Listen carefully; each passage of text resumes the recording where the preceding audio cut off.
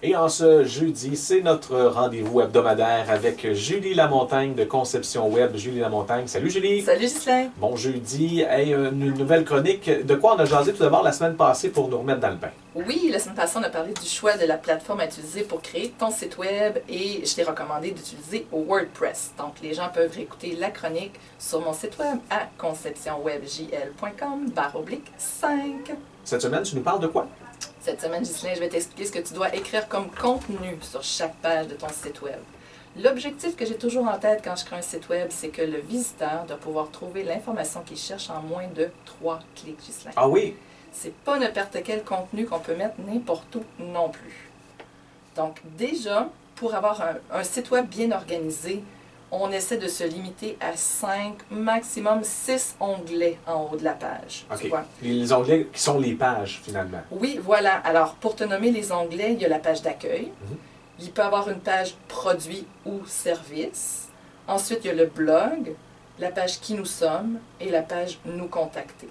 OK. Déjà, ça fait pas mal le tour d'un site complet. Et je vais te dire en détail qu'est-ce qui doit être écrit sur chacune des pages. OK. Intéressant. Alors, je vais commencer pour la page d'accueil. Qu'est-ce qu'on écrit sur une page d'accueil? La page d'accueil, Ghislain, c'est la page la plus importante de ton site web.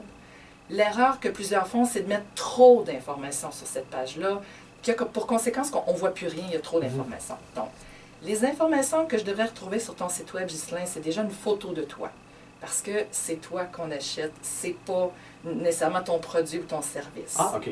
Ouais, c'est l'humanisation de l'ère numérique.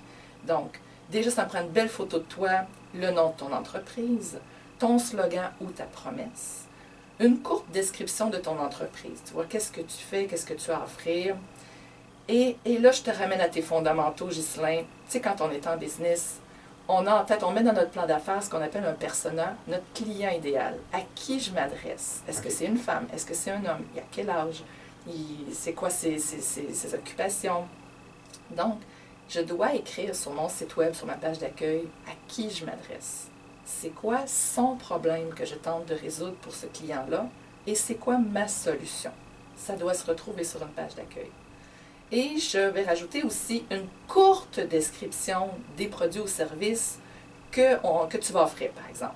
Donc, quelques lignes ou une liste à puces très brève, avec une image ou une photo, un bouton à partir duquel le client va être redirigé vers la page du produit ou du service. Tu te rappelles, dans les 5 pages, il y a une page produit ou service. Puis là, sur cette page-là, on va trouver plus d'informations détaillées sur le produit ou le service que tu as à vendre. Donc, pour que le client puisse acheter tout de suite ou prendre rendez-vous.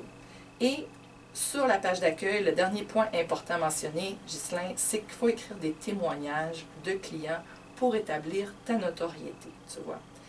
Donc, la page d'accueil sert d'avoir déjà une vue d'ensemble de qui tu es, de ce que tu as à offrir, à qui tu t'adresses et que je vois rapidement tout ce que tu as à m'offrir en tant que produit ou service. Et si je veux en savoir plus, je vais cliquer sur un bouton qui va me rediriger vers la page où je vais pouvoir avoir plus d'informations. OK, c'est intéressant ça, la page d'accueil. C'est très important. C'est la plus importante, je pense. Oui, effectivement, la plus importante.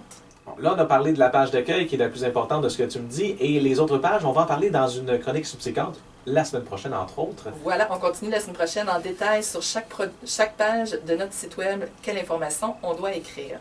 Ghislain, j'ai créé un guide de planification étape par étape que je donne gratuitement aux gens qui le désirent. Donc, c'est sur mon site web avec toutes les notes de cette chronique à l'adresse conceptionwebjl.com/6. La semaine prochaine, donc, on jase des pages restantes à mettre sur un site web. Voilà le contenu détaillé de chacune des pages. Julie Lamontagne de Conception Web, Julie Lamontagne, à la semaine prochaine. À la semaine prochaine.